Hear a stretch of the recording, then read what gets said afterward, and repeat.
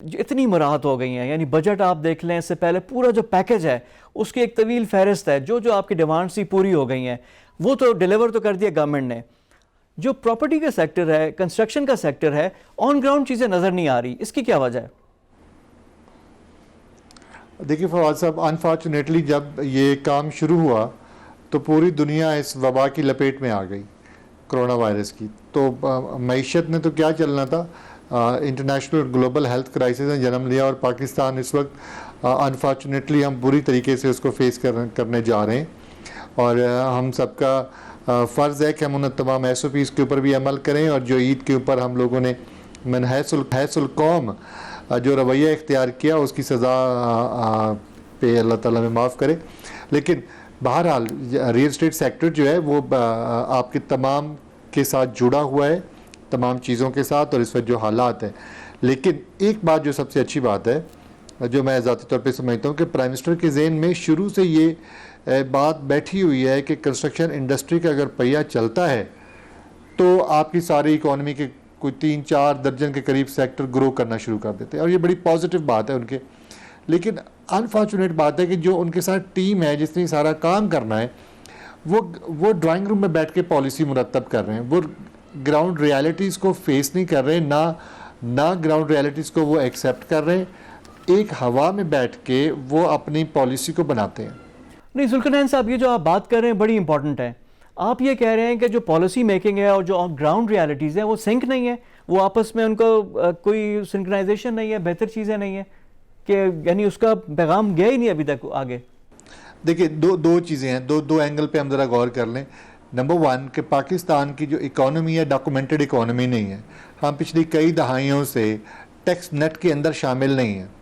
जब खान साहब की गवर्नमेंट आई और खान साहब ने डंडा उठाया तो वो डंडा ऐसे चला कि हर काम क्राइम बन गया, हर बिज़नेस को माफिया का लेबल लगा दिया गया, और हर बिजनेसमैन के पीछे FBI और दूसरे इदारे पड़ गए।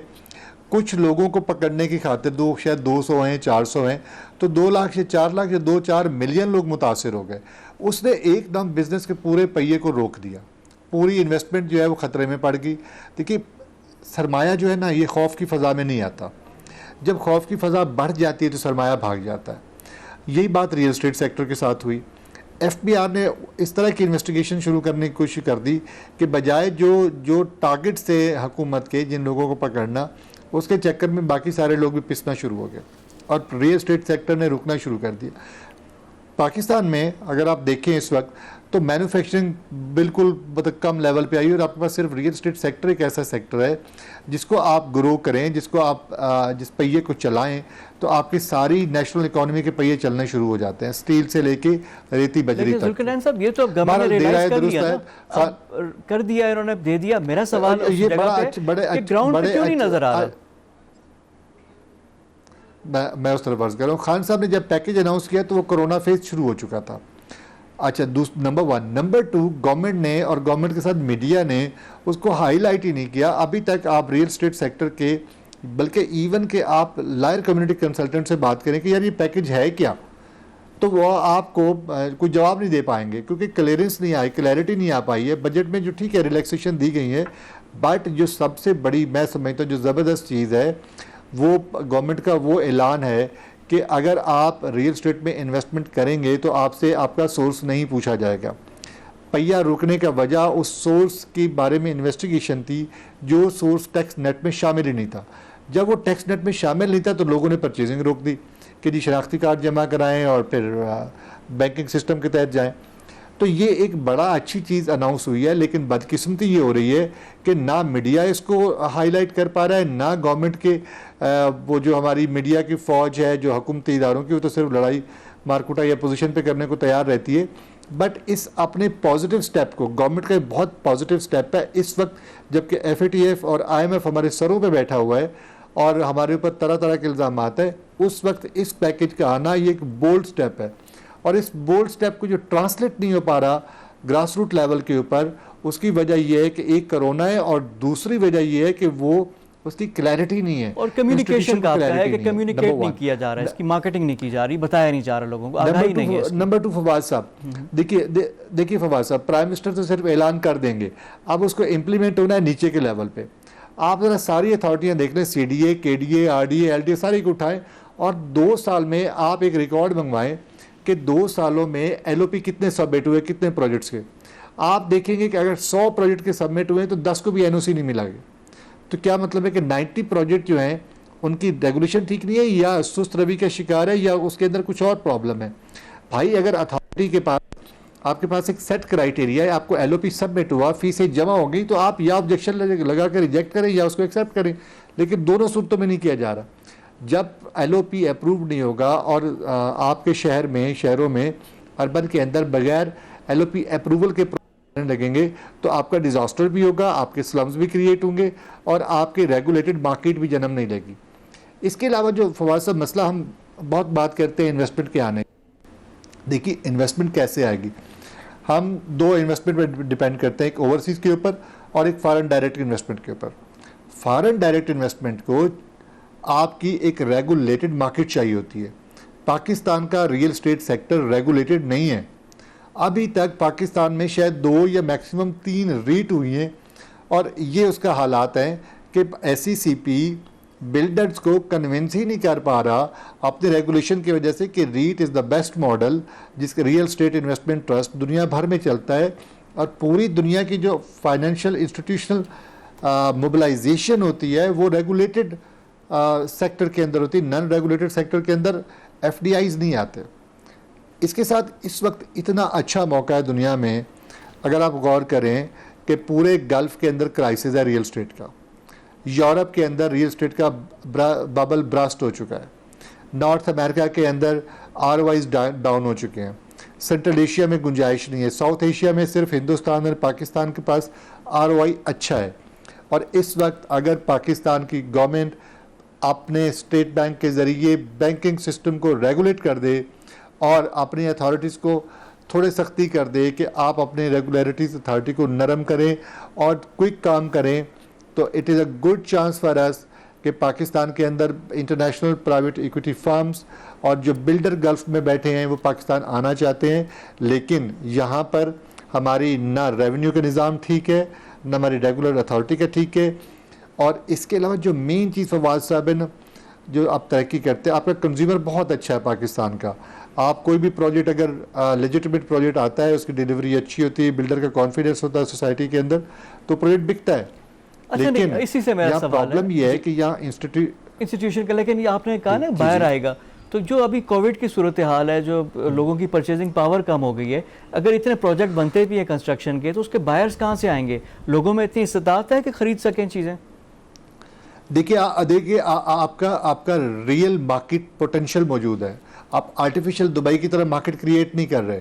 आपकी इस वक्त डिमांड है, आपके अर्बन सेक्टर के ऊपर इतना प्रेशर है। ये जो गवर्नमेंट ने ऐलान किया था 50 लाख घरों का, और उसको अनफॉर्चुनेट अभी तक नहीं कर पाई है। ये एक रियल डिमांड है, आपकी 50 लाख डिमांड नहीं, इससे ज़्यादा की डिमांड है और रियल मार्केट मौजूद है। बात यह है कि आप उसको अमल करने दें, उसको आने दें, ताकि आप एक रेगुलेटेड सेक्टर डेवलप हो। जब तक रेगुलेटेड सेक्टर डेवलप नहीं होगा तब तक तो कोई चीज़ प्रॉपर बन नहीं पाएगी और इंटरनेशनल इन्वेस्टर नहीं आएगा आपके पास। इंटरनेशनल इन्वेस्टर को अट्रैक्ट करने के लिए ज़रूरी है कि हमारा जो गवर्नेंस सिस्टम है रियल एस्टेट का, अभी एक मेन आप ज़रा समझिए, आप कोई इस वक्त अगर इंटरनेशनल इन्वेस्टर को लाया जाए तो सबसे पहले बोर्ड ऑफ इन्वेस्टमेंट के पास उसको 6 महीने चक्कर लगाने पड़ते हैं, उसकी क्लियरेंस, उस एजेंसी की क्लियरेंस। उसके बाद स्टेट बैंक के पास पॉलिसी है कि जी आप पैसे तो ले आए हैं, आप पैसे का प्रॉफिट वापस कैसे ले जाएंगे, वो इतना टिपिकल है कि आप लाख कोशिश कर लें, आपके पास इंटरनेशनल इन्वेस्टमेंट नहीं आती। अभी सिर्फ चाइना ने मलेशिया में एक प्रोजेक्ट किया है, उसका नाम है फॉरेस्ट सिटी। सिर्फ फॉरेस्ट सिटी के अंदर एक प्राइवेट डेवलपर ने फवाद साहब $100 बिलियन इन्वेस्टमेंट किया, $100 billion in a one project from the one private investor from China.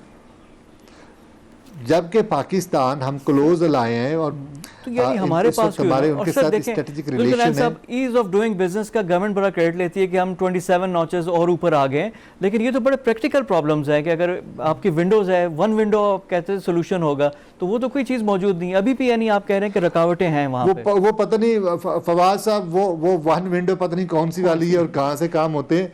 बहरहाल आप इस वक्त ज़रा सर्वे कर लें और बिल्डर से पूछिए कि वो कौन सी वन विंडो है गवर्नमेंट की जो आज तक इनको नज़र नहीं आई है। पता नहीं, वो विंडो ज़रा बता दीजिएगा हुकूमत से पूछ के कि वो कहाँ पर है, अच्छा शाह साहब, कि जहाँ पे जाके काम होना है। फाइनल वर्ड आपकी तरफ से ज़रा समराइज़ करते हैं। आपने बड़ा अच्छा आइडेंटिफाई किया कि चीज़ें हैं कि हमें रेगुलेटर की भी ज़रूरत है, थोड़ा सा ईज़ ऑफ डूइंग बिजनेस हो जाए, वन विंडो ऑपरेशन भी हो जाए, और इसकी आगाही, क्योंकि अभी तक जो स्कीम आती है उसको मार्केट भी तो करना होता है, उसके बारे में बताना होता है। तो आप कह रहे हैं कि बैंक्स पे भी ये प्रॉब्लम है, ये तो सारे प्रॉब्लम्स हो गए। अब इसमें अपॉर्चुनिटी की भी आप बात कर रहे हैं कि बहुत निकलेगी, चीज़ें भी बेहतर होंगी। सजेशंस क्या हैं कि क्या क्या करें? गवर्नमेंट ने तो नया पाकिस्तान हाउसिंग प्रोजेक्ट भी लॉन्च किया हुआ है, वहाँ भी वो भी मौजूद है। सबसे बेस्ट अपॉर्चुनिटी इस वक्त ये है कि जो गवर्नमेंट ने ऐलान किया है कि आपसे सोर्स नहीं पूछा जाएगा। अगर ये अच्छी तरीके से मार्केट हो जाए तो जो आपकी ग्रे के अंदर जो चीज़ें पड़ी हैं वो आपकी लीगल, डॉक्यूमेंटेड और टैक्सेबल नेट के अंदर आ जाएंगी। ये बहुत अच्छा स्टेप गवर्नमेंट ने लिया है, लेकिन अनफॉर्चुनेट कोरोना और उसको नीचे के लेवल पे ट्रांसलेट नहीं कर पा रहे हैं, जिसकी वजह से हम डिले हो रहे हैं। नंबर 1। नंबर 2, डेट टाइम बहुत कम दिया जा रहा है, इसको टाइम को एक्सटेंड करना चाहिए कि बजाय सिर्फ दिसंबर 2020 तक हो, इसको दिसंबर 2021 तक ले जाए, ताकि जैसे ही कोरोना का फेज़ ख़त्म हो अल्लाह करे तो डेवलपर और जो इन्वेस्टर्स हैं, पाकिस्तान में इंटरनल पैसा बहुत पड़ा है। अभी आप देखिए, कोई प्रोजेक्ट अनाउंस होता है, उसकी बिकने के कोई हमें बैंक सपोर्ट नहीं करता इस वक्त बिल्डर को। तो एक तो सबसे बड़ी बात यह है, गवर्नमेंट को चाहिए कि वो स्टेट बैंक को इंस्ट्रक्ट करे कि वो अपनी पॉलिसी बनाए कि रियल स्टेट सेक्टर को जब इंडस्ट्री का दर्जा दे ही दिया गया है तो उन कंज्यूमर फाइनेंस को ओपन करे। आपने जो डिजिट्स है, जो इंटरेस्ट है हमारा डबल में, उसको सिंगल डिजिट में लाए, ताकि लोगों को आसानी हो काम करने की। और बाकी जो उन्होंने टैक्स में विद होल्डिंग टैक्स और कैपिटल गेन टैक्स में, क्या अच्छा स्टेप है, बट द मेन थिंग, आप अगर इंटरनेशनल इन्वेस्टमेंट को हम ले आना चाहते हैं तो हमें बोर्ड ऑफ इन्वेस्टमेंट को और स्टेट बैंक को रेगुलेट करना पड़ेगा और थोड़ा आउट ऑफ द बॉक्स जाना पड़ेगा हमको काम करने के लिए।